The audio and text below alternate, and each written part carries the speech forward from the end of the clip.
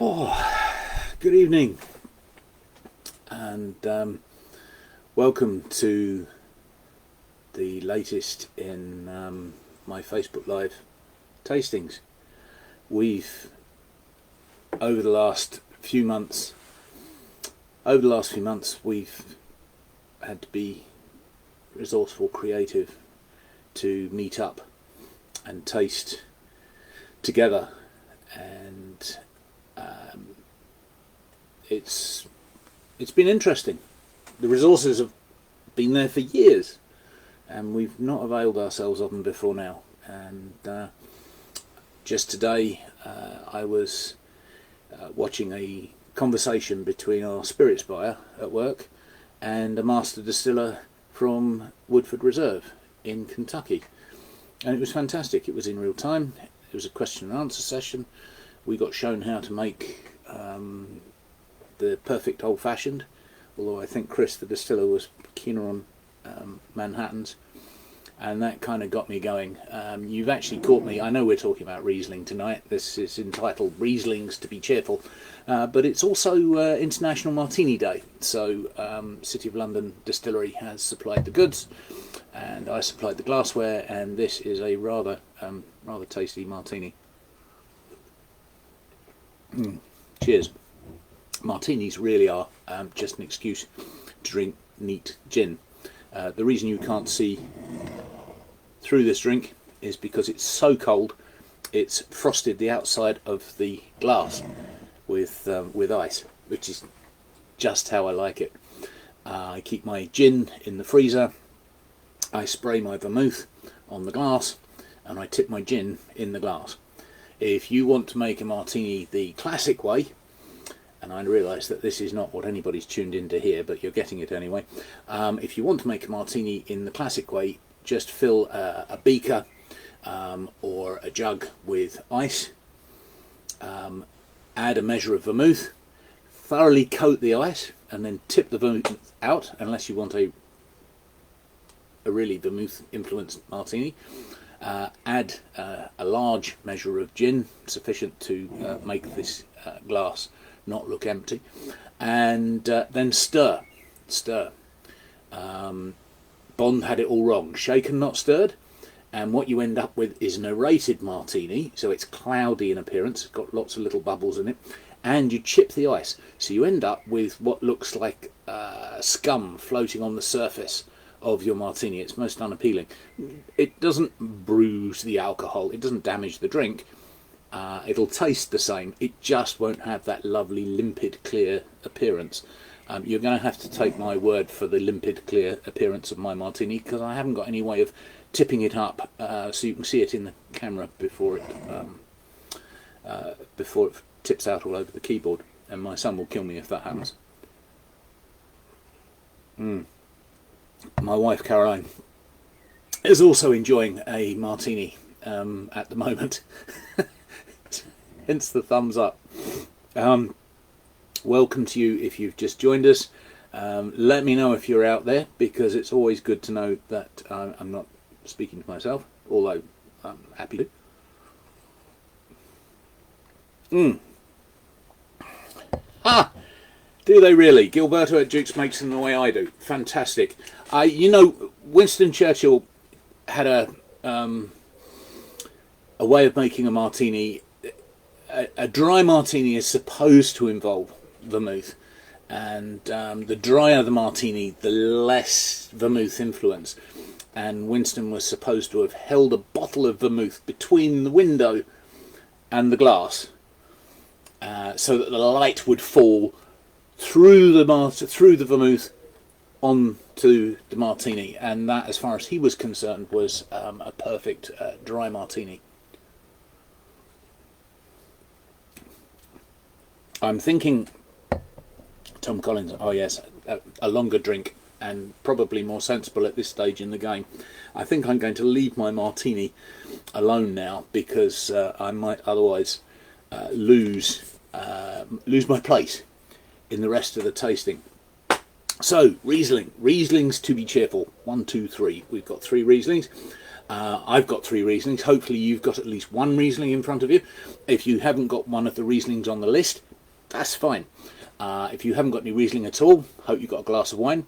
If you haven't got a glass of wine, welcome. This is going to be a spectator sport. Riesling is it's an interesting grape. It's the only grape variety that's considered noble by the trade that isn't French, and it's the 20th most common grape variety grown worldwide.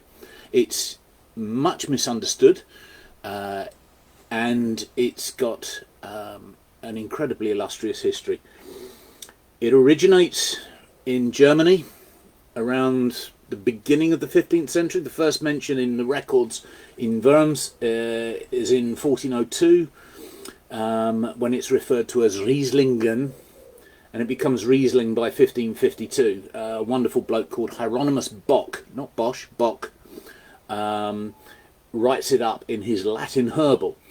It turns up in Alsace by 1348, and then in Austria shortly afterwards.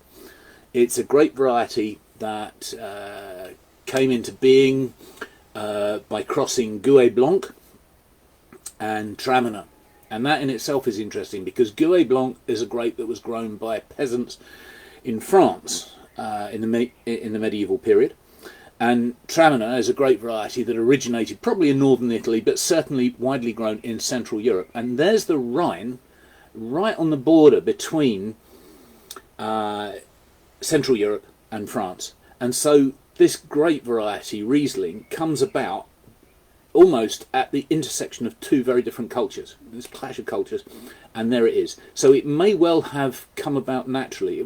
It probably wasn't a deliberate crossing.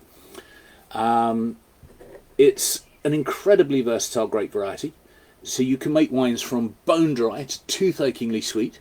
You can make bottle fermented Riesling, not something you'll see much of in this country because the Germans drink it all. Riesling sect is quite a sexy beast in Germany. Good luck finding it elsewhere.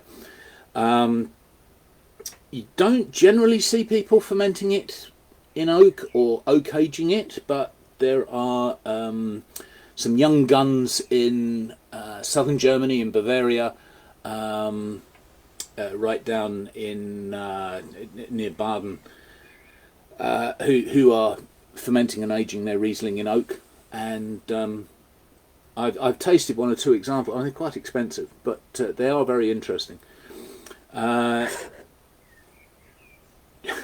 German Riesling is considered to be quite hard to understand. Sorry, I keep moving the glass around. I'm getting it between me and the camera.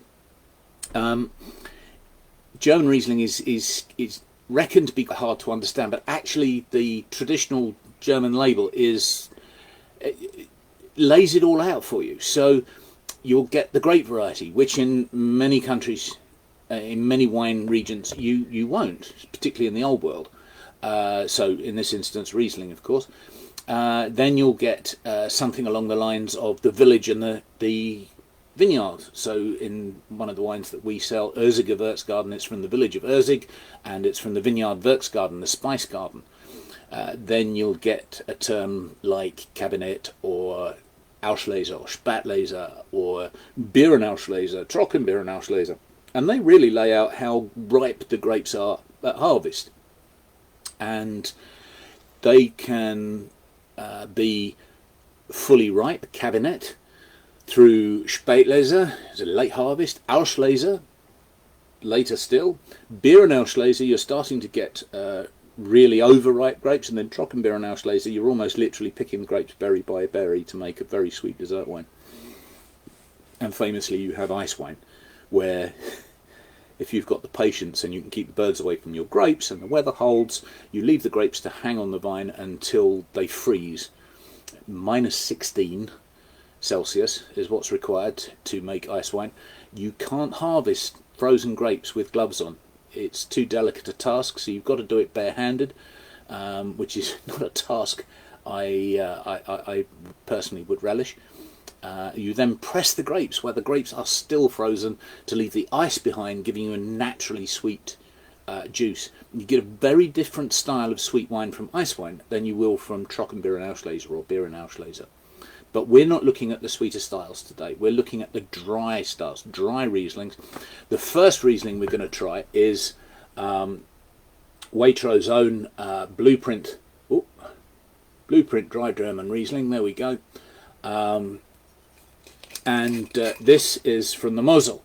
It's made for us by the Moselland Cooperative, and it's $7.99. It's 12% ABV by volume. The vines are planted on porous slate. The Mosel Valley is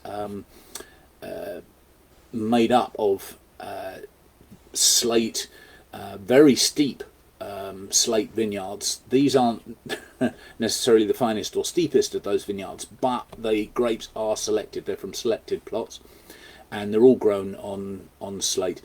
Slate, as it breaks down, provides really good drainage. Drainage is good for vines. You don't want them to find water too easily. And it's also good for heat retention, which is useful in the Mosel, because this is about as far north as you go in Germany and still make wine. It's borderland for winemaking. Grapes are hand harvested. I suspect that in some of the vineyards you haven't got much choice.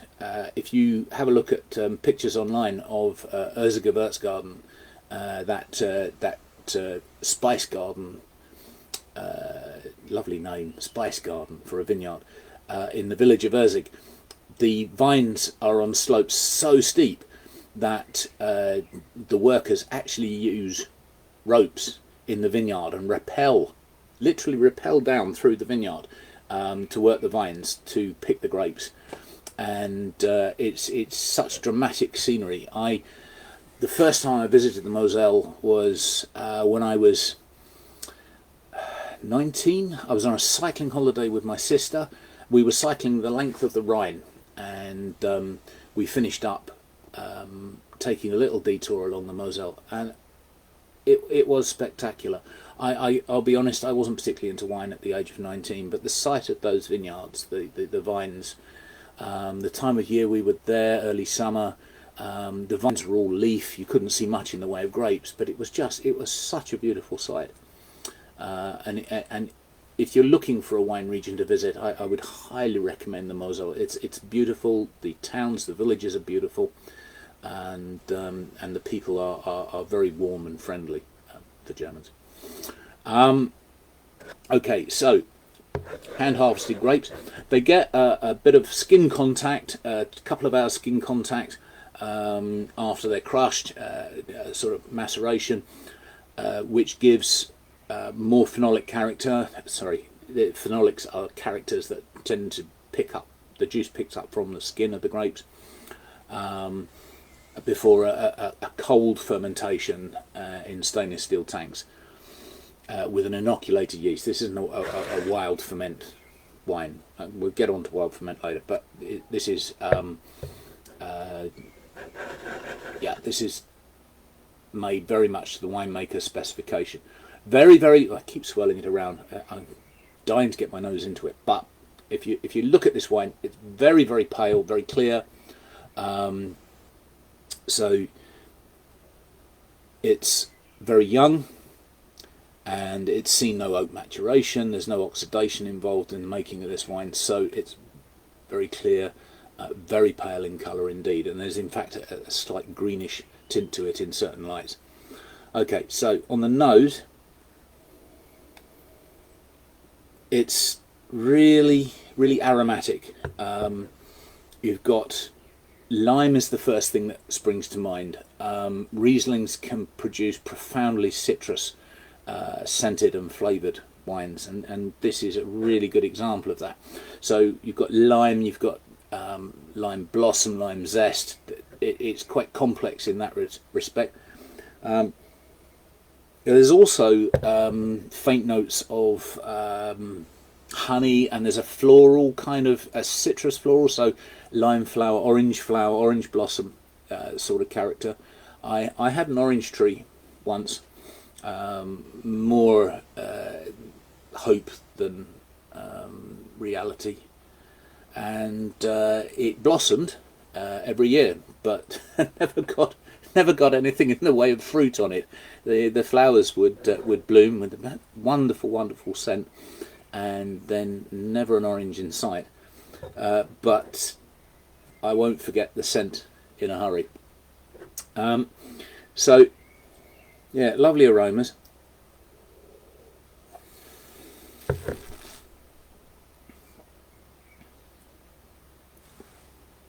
First thing that strikes you with this and with a lot of Riesling is, wow, what a lot of acidity. Your mouth immediately explodes in terms of juiciness. It makes your mouth water straight away, and that persists long after you've finished it. Riesling is naturally a very acidic variety.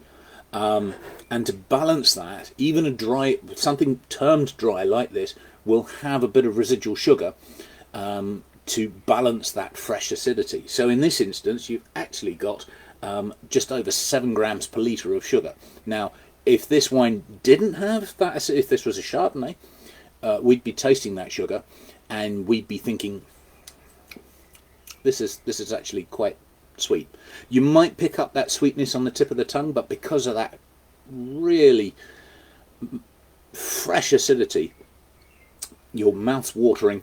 The sugar really doesn't have any time to take hold anywhere. It just is just enough sugar there to balance the acidity and bring a sort of a lovely balance to the wine.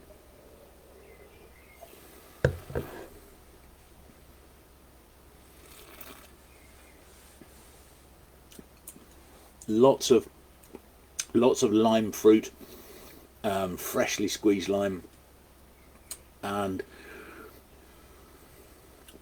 that slightly honeyed note on the finish, bit of orange blossom. This is a great wine to partner up with foods that have got quite an oily texture. So if you think in terms of smoked salmon, oily fish like mackerel, absolutely perfect. Shellfish. You can wave this around some sort of oriental cuisine, Chinese food, particularly the fattier side, the pork and the duck dishes. Riesling works really well with it, but this sort of light, limey, juicy, very crisp, dry style just works very well with those sort of oily fish characters. Smoked salmon and this is a lovely match.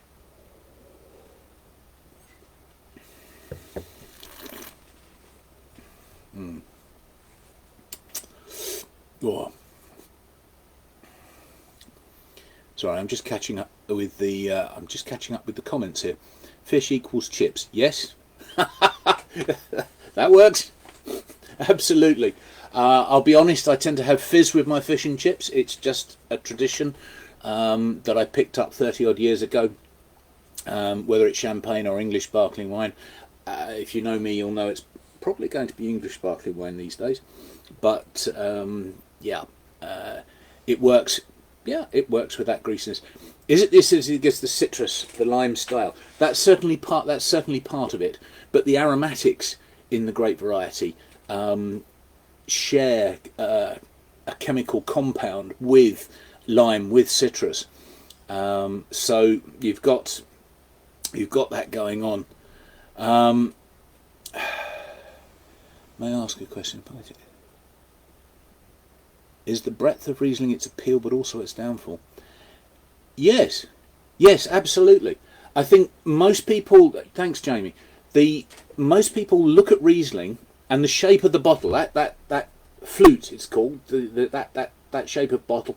They look at that and they think, if you're of a certain generation, my generation, you think Blue Nun, and you'll put off. You're put off Riesling for life with that style of wine, and it's too sweet or too dry. That I think that there is a style in Riesling that suits virtually everyone and virtually every dish, but yeah, I may be proving the point here, but I have a pet theory, and forgive me if you've heard this before, but the wine industry is possibly the worst at promoting and selling anything. You ask any wine merchant, anybody involved in the wine industry, be they a wine specialist at Waitrose, all the way through to the team that buy the wine for the Royal Cellars, because I've met and known a couple of them, and ask them what their favourite grape varieties are, what their favourite styles are. The one wine, the one grape variety that every single one of them, I think, without exception, will say that they enjoy, that they've always got a few bottles of in the cellar, or something on the go, maybe even in the fridge, constantly, is Riesling. And yet we're rubbish at selling it. So this is our favourite style of wine. This is one of our favourite styles of wine, but we can't. We're rubbish at selling it, and it's it is. It's a great grape variety. I wish more people had the chance, the opportunity to try it, and go from there. Well, we're getting the chance this evening to try a few. I'd be interested to know what people think of that wine if they've had it in front of them and they've been able to try it along with me. Just bung something in the comments there. But I'm going to move on to the second wine, which is this one. It's from Jim Barry, one of my favourite Australian producers, and it's his Watervale Riesling 2019. Riesling's been in Australia a long time. Not as long as Germany, I'll grant you. I mean, that's where it originated, and we hadn't set foot in Australia when Riesling originated, obviously. But in 1838, a bloke called William MacArthur planted Riesling vines near Penrith in New South Wales, and there are still Riesling vines grown there to this day. They're certainly scions of the original Riesling. Whether there are any of the original vines left is doubtful. I agree, Nicola. That first wine, it is amazing value for money. $7.99. It's a beauty. So this wine here, again, I'm swirling it before I've looked at it. It's a terrible habit. I just can't wait to get my nose in the glass. It was first released in 1972. Jim Barry planted some of the first Riesling vines in the Clare Valley in the late 60s. 72 was the first release, and it is famously age-worthy. In fact, I've been lucky enough to attend a vertical tasting of these wines, of the Watervale Rieslings and one of his other Clare Valley Rieslings, all the way back to 1973. And the 1973 wine was not dead. It still had plenty of life in it. My favourite wine at the tasting was an 82. But these wines kick into their stride at 20 to 30 years old. And what we have here is an Australian classic, a wine that is almost as age-worthy as something like Penfolds Grange, which is £500 to £900 a bottle now. This is as age-worthy, and yet, what is it, $12.99 a bottle? It's astonishing.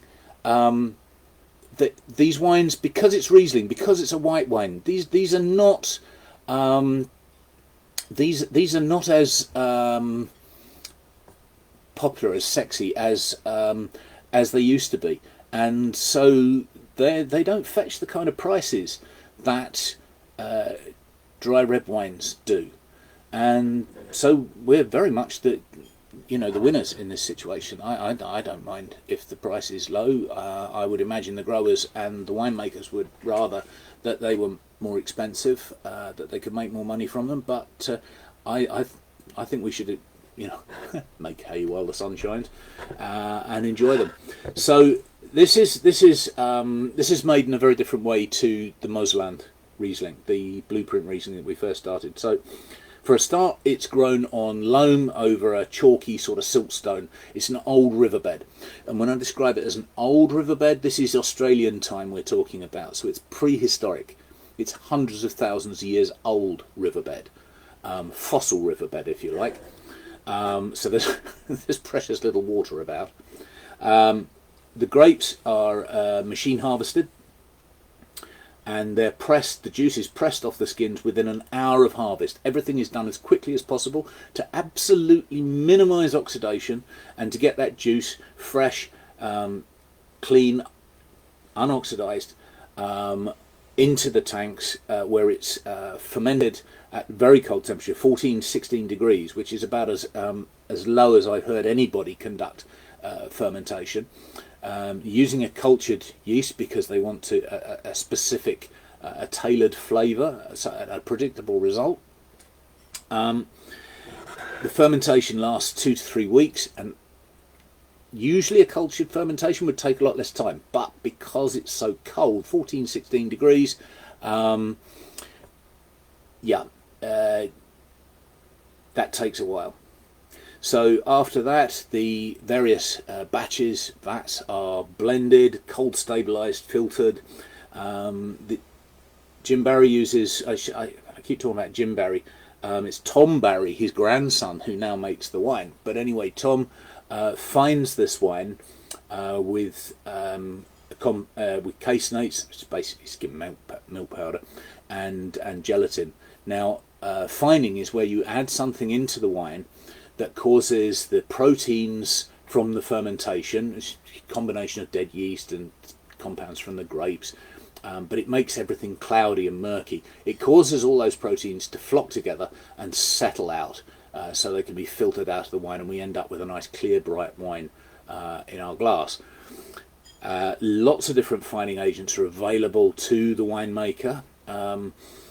Some will be familiar to home brewers, like isinglass, which is powdered fish swim bladders, historically from sturgeon. Interesting to postulate as to how that originated.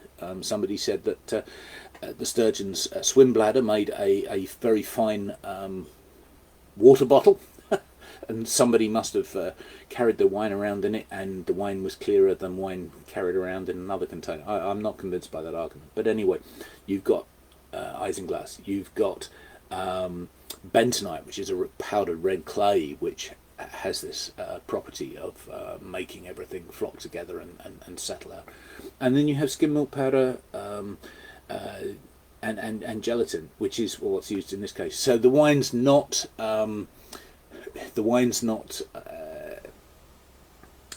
suitable for vegans. Sorry about that. If anybody here is vegan, I probably should have warned you. Who cut my hair? Well, it was a joint effort. My 8-year-old son, my wife, myself. I'm not sure I'd recommend our school of barbery, and I use the term advisedly, to anyone else, but it was good fun. It was good fun.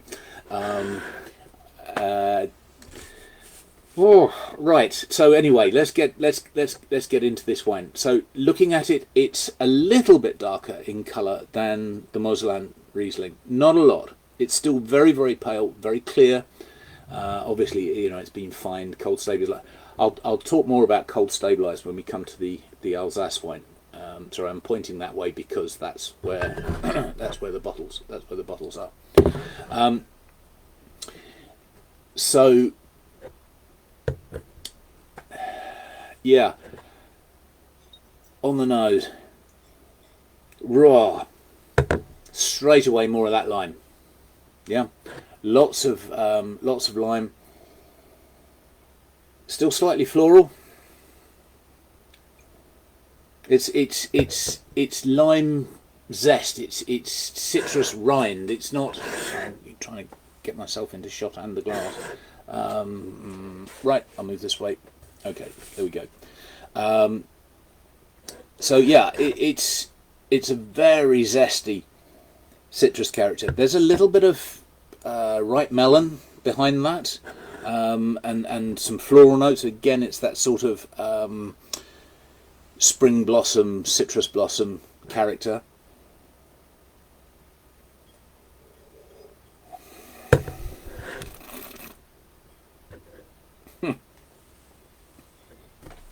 How? Citrus,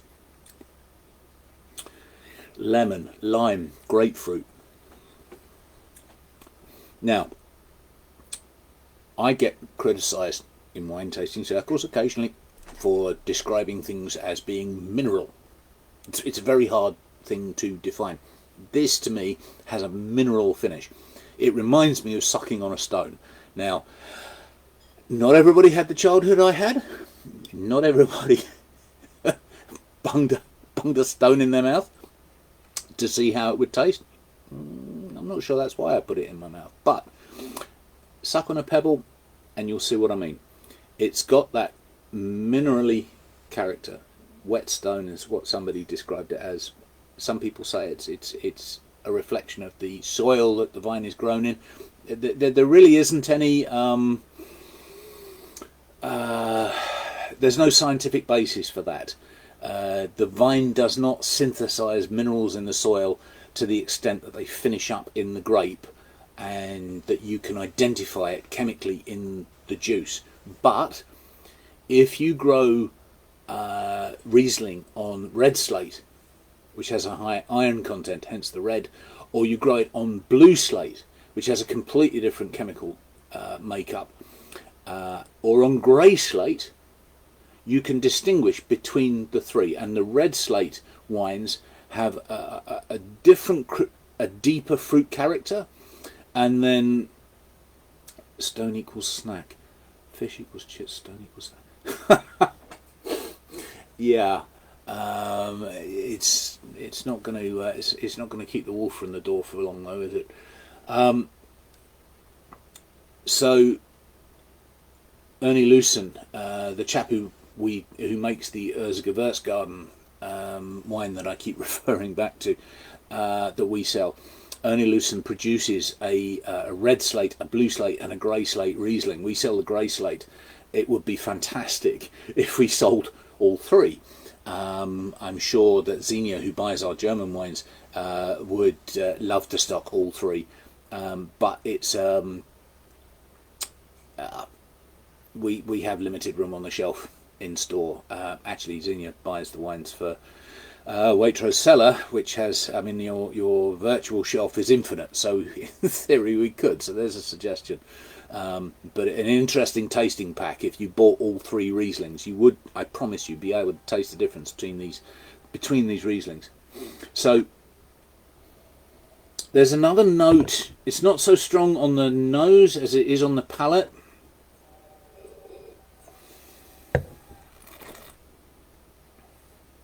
There's another note that you start to pick up in this wine, and we describe it in various ways.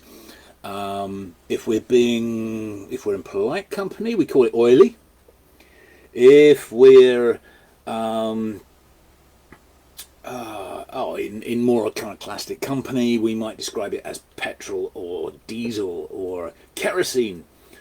These notes, in fact, the French call it goutte de pétrole in Alsace. Goutte de pétrole. It's these characters that you pick up in Riesling. They show up quite early in Australian Rieslings. It takes a lot more time to develop in French Rieslings from Alsace or German or Austrian Rieslings, where it sometimes never develops at all. And in fact, it's so unpopular, so unfashionable in Germany that the German Wine Institute developed an aroma wheel specifically for Riesling.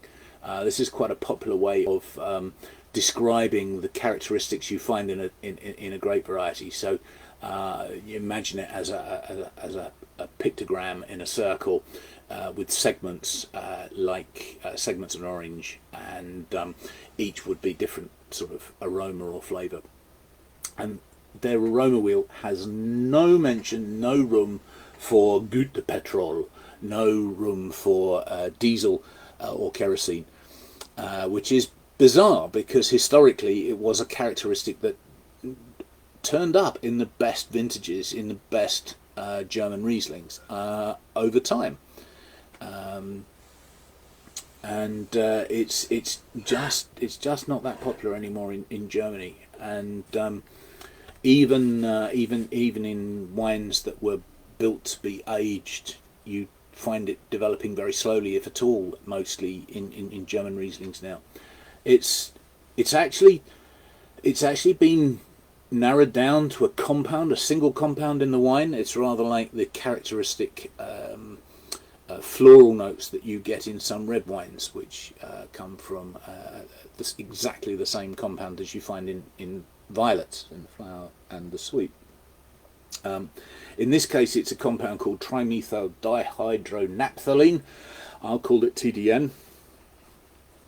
It's produced from the carotenoids in the grape as it ripens, reacting with the acid, an acid hydrolysis reaction in the wine in the bottle. Sorry if that's a bit too technical, but that's kind of, this is why Riesling does what Riesling does, and no other grape variety does it. It's caused, or the carotenoids are produced by grapes that are ripened with a high sun exposure and water stress, which frankly that's all qualified. That's all associated with quality Riesling. You associate maybe the sun and the water stress with Australian Rieslings, and you're probably right in the Clare and Eden Valleys, which are most famous for Australian Riesling. But it's also true of the ripest and the best vintages in Alsace in Germany and Austria. And that water stress, if you can convince the vine that it's on its last legs without it being on its last legs, it will put all its energies into reproducing, which is making grapes which are flavourful, are sweet, are ripe, are attractive to the birds and animals that will come along and eat them, and then redistribute the seeds of the vine, which is really what nature's all about in terms of making great fruit on the vine. So this is what this, all this, when we talk about vine stress and that kind of thing, that's what it's about. So yeah, you get that in the Jim Barry. Now, this is another fish, shellfish, Thai cuisine sort of thing. This works extraordinarily well with a Thai crab curry that I had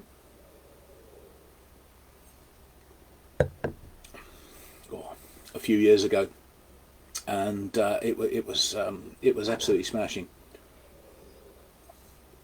So please, can you continue these after lockdown is over? Do you know, we've been looking at this at work, and I think if we've got to look for reasons to be cheerful as opposed to Rieslings to be cheerful, sorry, I come up with these titles myself, then one of the reasons to be cheerful around this whole lockdown and COVID business is that it's prompted us to look at these ways of doing business. As I said right at the beginning of this evening's chat, at 4 o'clock this afternoon, I witnessed a conversation between our spirits buyer and a master distiller in Kentucky. And it was morning in Kentucky, so the guy was going to save his Manhattan and his old-fashioned until the sun had passed the yardarm over there. But we were able to talk, to converse across continents. I'm talking at the moment to winemakers in South Africa, in Australia, in Italy, in New Zealand, about coming on board with this, so that instead of just listening to me talk about wine, we can listen to the person who made the wine talk about wine. And I think that's really exciting. And this is definitely something we're going to continue after lockdown is over, because the dam's burst. The potential now has been realised. We know we can do this kind of thing. South Africa, it's a doddle. There's only an hour's time difference with British summertime. And you know, there are several South African winemakers who are very keen to do this because, again, because of the lockdown, they can't get over here at the moment. So we've missed the London Wine Fair this year, and there are lots of other opportunities that we had in the food hall where we could have got a winemaker in because they were in the country for another reason. They don't come here to see us, not specifically, but it's nice to be able to add it on. And we've had these marvellous tastings in the wine in the food hall in the past where we've been able to get a winemaker in and fill the place up, and it's a lovely way to explore the wine. We're gonna keep doing those when we're allowed to. We will. When we can open the wine bar again, we will. When we can run those tastings again, we will. But we will look at a way of filming that live so that we can bring in a winemaker from overseas into the wine bar. So we can be there present, all of us, tasting the wine together, but we can have the person who made it present even if he's not. We're going to look at a way of screening the tastings that we conduct in the wine bar so that people who can't be there can pick that up wherever they are. And I've noticed that we've got people now who are enjoying these tastings in South Africa, in New Zealand, in Australia. I actually had some comments last week from somebody who watched it in Hong Kong. I mean, not on the night. They picked it up on my feed about a week later, but they watched the South African tasting that we did together. And yeah, it's great fun, and it is more inclusive. It is absolutely more inclusive, and so we're going to try and combine the live in the flesh element with this virtual element as well. And I think it's something that we probably should have adopted years ago. All of the potential was there. I mean, 10 years ago, we conducted a tasting live at Olympia during the London Wine Fair, and it was a tasting of Portuguese wines. Oz Clarke presented it, and frankly, there is no better presenter than Oz Clarke. So Oz presented it, and we screened it live in the wine bar, and Canary Wharf screened it live in their wine bar, and it worked really well. Apart from that brief period where we had an interruption in feed for two of the wines, and I had to talk about them in the wine bar, and somebody else had to talk about them in Canary Wharf until the feed was re-established. Thankfully, they were wines that I was well familiar with. But no, we should have been doing this long ago, and we've started. We're not going to stop. The ball is rolling, and I'm going to keep kicking it. I'm going to keep pushing it because I think this is a brilliant way of communicating our love of wine, and a great opportunity to try different wines together. So look, I'm getting distracted, and there's a third wine. Okay, so the third wine we're going to try is this one here. This is Rolly Gassman's Riesling from Alsace. This is 2016, and straight away in the glass you can probably even see that. Well, you can see that on camera. This is a golden colour. This has got a lot more hue. It's golder than the other two wines. Rolly Gassman is named for Marie-Thérèse Rolly and Louis Gassman, who then, when they married in 1967, brought together their families' holdings. So they've got about 60 hectares of vines in total, which is not big in the scheme of things, but is actually quite a large holding in that part of Alsace. Their families have worked the vines in Alsace since the 17th century. The wines today are made by their son Pierre, and most of them are sold directly into Michelin-starred restaurants in France. We are extremely fortunate to have this little parcel of wine. It's only a couple of hundred cases. We get. No, you're absolutely right. It's not that these wines are not available at every Waitrose. In fact, these wines are only available in 3 Waitrose. And the best way I can say suggest to people to get these wines is to, if you're not in London, and I'm afraid all 3 branches that stock the wines are in London, you can order them from waitrosecellar.com, and you can have them delivered click and collect to your nearest Waitrose store. That's for the next day. Alternatively, you can you can have them delivered to your home. All the wines that Waitrose carry are available online through Waitrose Cellar. So this click and collect thing and having it delivered into your, that martini was a bad idea.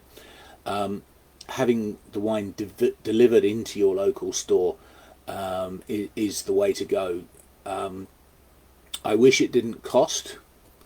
The click and collect is only free with orders over £100, I think. I like the idea of a box of 6 wines in the tasting can be ordered in advance. I like that. I'll be honest. I'm doing this at home. I'm in my boys' bedroom at the moment, which is why there's a red backdrop behind me and clouds painted on the ceiling, because that's their bunk bed, and I've got just a sheet draped over it to give me a more neutral background. This is not part of an official Waitrose venture. This is something that we've done, that I've done, to keep things going with our customers at the food hall, to make these tastings, to carry on these tastings, and so we're feeling our way a little bit. But I like the suggestion, certainly, to offer a tasting case, and I think working with the team at head office, we will bring these ideas together and promote them. Anyway, back to Pierre Gassman and his wines. The village of Rochefort is where his vineyards are based. It's in the northern tip of Alsace. There are no Grand Crus in this village. Alsace is divided up into regular vineyards and just Grand Crus. When all of this was being set up in the 1970s, the villagers of Rochefort, basically said they've got 12 sites being considered. They're called 12 sites being considered for Grand Cru status, and they said, well, look, all 12 are Grand Cru, or none of them. And the authorities took them at their word. And so today there are no Grand Crus in Rochefort. And you talk to the locals, they'll say it's all Grand Cru. And you talk to the bureaucrats, and they'll say none of it is Grand Cru. Pierre's committed to biodynamics in the vineyard. He's doing everything he can, really, to maximise the biological health of the soil. Biodynamics is interesting stuff. I'm reading around a lot of articles to do with it at the moment because I'm a wine geek and I can't help myself. But it is fascinating that healthy soil produces healthy vines which produce wonderful healthy fruit. A lot of it is to do, I think, with the attention that the vine receives throughout the year. But while he's doing everything biodynamically, he can't certify his vineyards as biodynamic, and the reason is that he uses weed killer between the vines in those sections of the vineyard that have got really heavy clay, because to employ 4 extra vineyard hands full time would add too much to the price of a bottle. This is already £20 a bottle.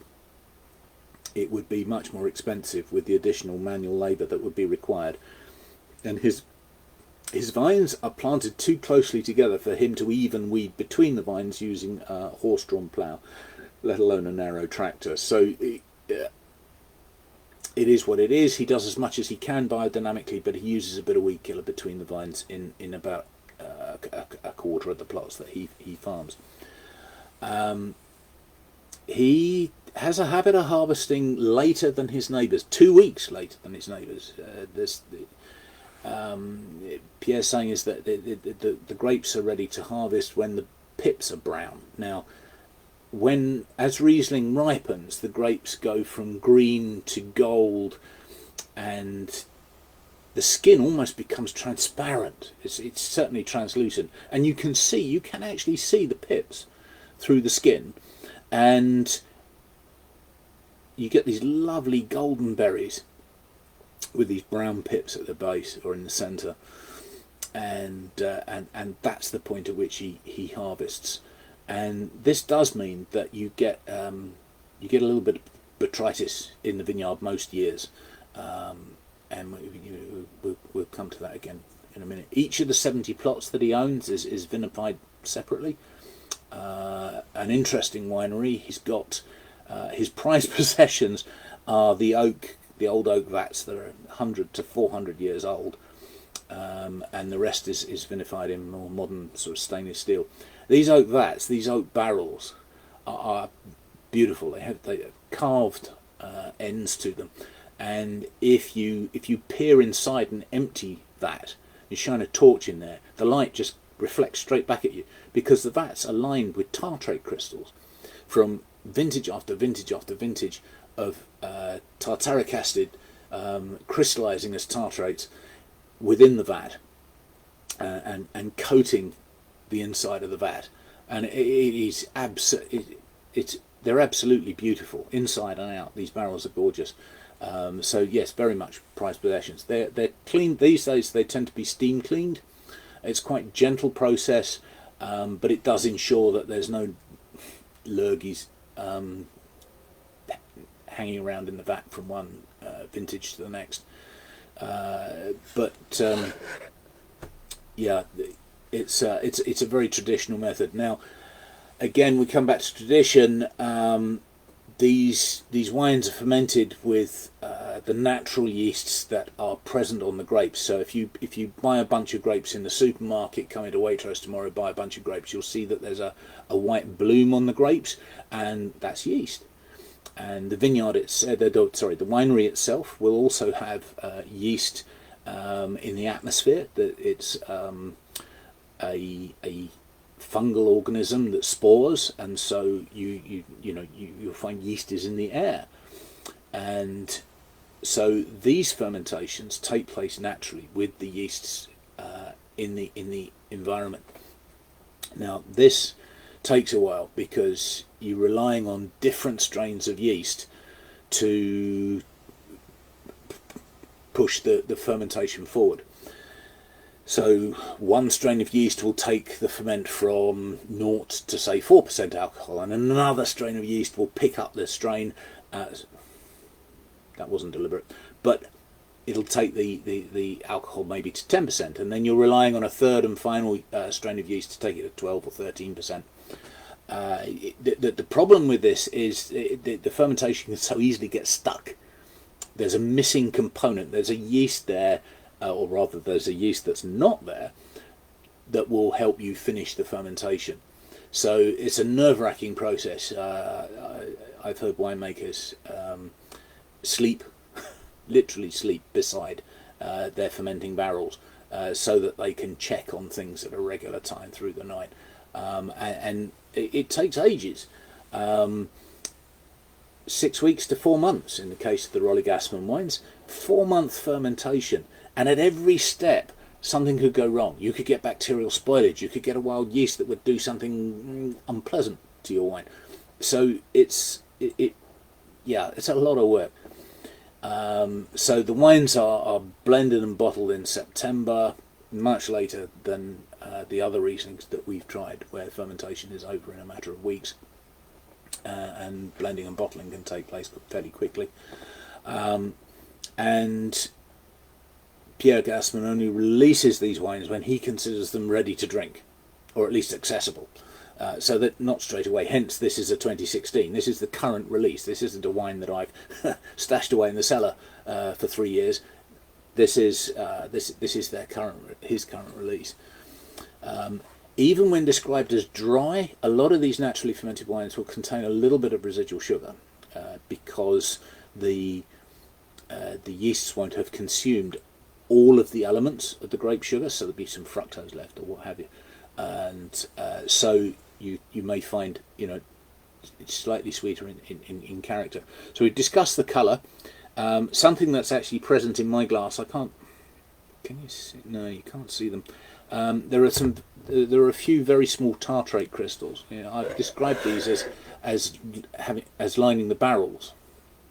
But because this wine is unfined and unfiltered, you'll find that you'll get some of these tartrate crystals settling out in the bottle, and when you put the bottle in the fridge, when you chill it, those tartrates will crystallize and will settle out and form what the trade used to call wine diamonds, but form little crystals in the bottom of the bottle. The reason you don't see that with most commercial wines is because they're chill filtered, and the reason that the industry does that is because not everybody wants something that looks like powdered glass in the bottom of their bottle. So you would imagine a lot of people would be returning their wine if it was considered that faulty. So we've got that lovely pale gold colour on the nose. Now again, we've got lime and citrus. Very much those sort of Riesling characteristics, but you've also got sort of heavier, riper characters. Apricot. There's that floral note. There's a honeyed note, a much stronger honeyed note than we had in the Waitrose Blueprint Riesling, and that sort of waxy honeyed note is very, very indicative of botrytis. Botrytis, or noble rot, pourriture noble in French, botrytis cinerea. It's a mould that grows on the outside of the grapes, and unlike grey rot, another form of botrytis which just ruins the crop, botrytis cinerea extracts moisture from the grape without destroying the integrity of the skin, without consuming all the sugars, but it extracts moisture over and above everything else, and leaves behind this naturally sweet juice and creates these kind of sort of waxy honeyed aromas. You pick it up, it's very identifiable in good Sauterne, in Tokay, and in botrytis affected Rieslings, which you can get now from all over the world. Wonderful dessert wine, but there's an element of this on the nose of this wine.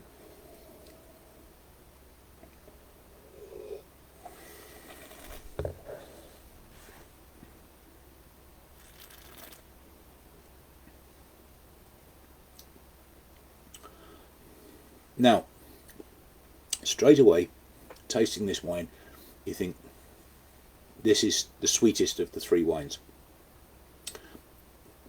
The sugar is far more apparent than it is in either of the other two wines. But in fact, this has the same residual sugar as the first Riesling that we tried. Because the grapes are so much riper, there is less apparent acidity. Yes, that oiliness it is reminiscent of linseed on a cricket bat. We share that childhood memory. Incident and a note on tasting terms and how we describe wines. Your sense of smell is incredibly personal, very evocative, and goes straight. Your sense of smell behind the bridge of your nose connects straight to the hippocampus and generates a memory hit with every sniff. But you can also only identify aromas that you have smelt before. And so different citrus fruits will come to mind with people's different experiences. I can remember working with a group of South African students in London, and we were talking about New Zealand Sauvignon Blanc and its popularity, and how its popularity exploded all over the world since the 1980s, and how it had taken off. And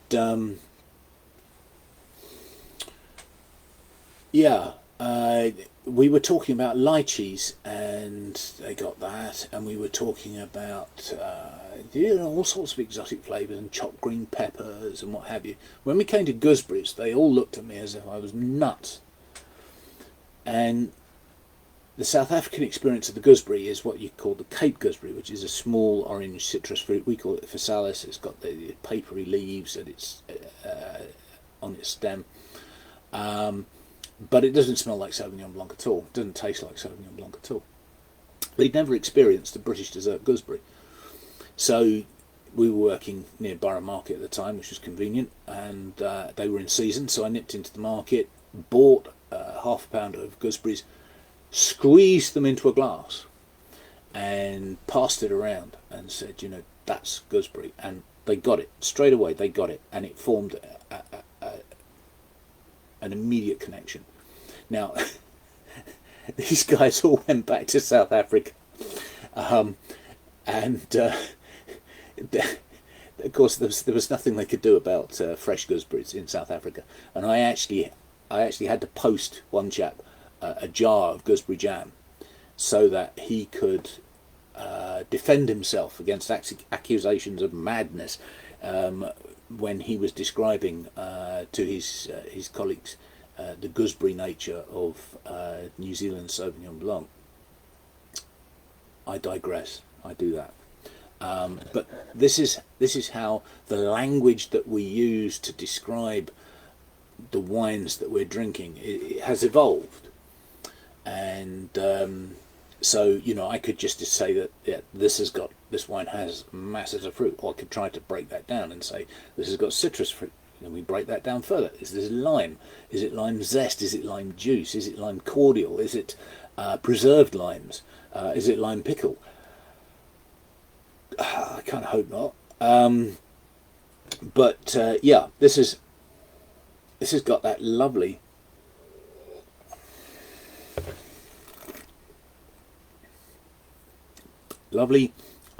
sweetness. The acidity now, compared to the first two wines, is just enough to balance the wine. So the wine comes across as sweeter than the previous two wines. Now the Jim Barry has less residual sugar. It's got about 4 or 5 grams. But this has got exactly the same residual sugar, or just slightly more, than the Blueprint Riesling. To me, this is a dry dessert wine. This is a sweet wine without the sugar. It's a curious style. It's not unique to Alsace, but it's where you're most likely to encounter it. The honeyed notes, that waxy honey character, lasts for ages on the finish. It's absolutely delicious. This is a wine that I've tried with dressed crab, and it's gorgeous. I haven't had it with Chinese food, but it's supposed to work very, very well with Chinese and Thai food. Quite a few Chinese restaurants, top-end Chinese restaurants in London, partner up with Alsatian wineries to provide their house wines, even to the extent of going out. In the case of one of our suppliers, they go out to Alsace and cook a meal for the harvest workers every year, and get involved in the blending of the wines from the previous vintage at the same time, so that they can take the wine home with them, as it were. and I think that's a really lovely combination.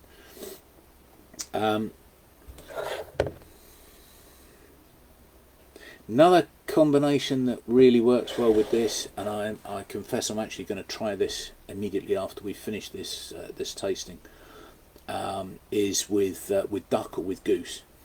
And I managed to lay hold of some duck's legs at work, reduced to clear, you know, the sort of end of day reduction thing, and they've been slowly cooking away for 24 hours now. The smell's actually driving me bonkers, but we're gonna give that a go after we've finished here. It seems counterintuitive to put a white wine up against a game bird like duck or goose, but the combination of slight sweetness, sufficient acidity for the fattiness of the meat, and those sort of honeyed, waxy flavours, the lime and everything else, it works. Trust me, it absolutely works. The Alsatians love their goose, love their duck, and they love their Riesling and their Pinot Gris, and those are the wines on the drier side that really work with that combination of foods. I talked a little bit about wine tourism when I mentioned the Moselle. If you want to do a wine and food tour anywhere on the globe, the best place to start is Alsace. I defy anybody to cycle through Alsace as I did and not stop in every village to eat and drink something, because the smells all day, every day, are irresistible. And that's just the smell. You haven't even looked in the shop window at this point, or tried to book a table in a restaurant. It's a wonderful region. It's a strange place. It's swapped hands between the Germans and the French over the years, but it takes German grape varieties and German ingredients like sauerkraut, becomes Choucroute, and layers a French cuisine and a French style of winemaking over the top of these sort of raw ingredients. And it's a magical combination. We come back to how I described the origins of Riesling in the very beginning, as being at the crossroads of two worlds. You've got the Gouet Blanc from France, and you've got the Traminer from Central Europe, and there's the Rhine, the natural barrier between the two, and this is where Riesling originates. And with the Alsatian Riesling, we've got something that brings those two worlds together again, and their local cuisine does the same as well. I hope you've all enjoyed this, and as much as I have, but I've got all three wines. I hope that some of you have at least had the opportunity to try some of these wines. If you haven't, the first two are in pretty broad distribution. You can get them in most Waitrose. I do apologise about the Rolly Gassman only being available in 3 branches, but I love the wine. I really wanted to show it. If you want to try these wines for yourself and you haven't been able to this evening, you can get them all through waitrosecellar.com. They can all be delivered to your home if you live in the UK. Apologies to those of you who live overseas. Wine Searcher is your friend here. Yeah, it's been great to try these wines with you. As I say, I hope you've enjoyed it, and I will let you know in good time before the next one. We'll run another tasting in a fortnight. Next week, starting tomorrow, it's a postponed English Wine Week. Very sensibly, Wine GB, the trade body, put off English Wine Week because of social distancing and the lockdown, and it wasn't possible for anybody to visit English wineries a month ago. So next week, all week, is English Wine Week, and I will be posting a tasting every day for 7 days on Facebook, on Twitter, on Google Plus for my colleagues, and any other venue I can bung the recording down on. But I shall be tasting an English wine every day for the next 7 days.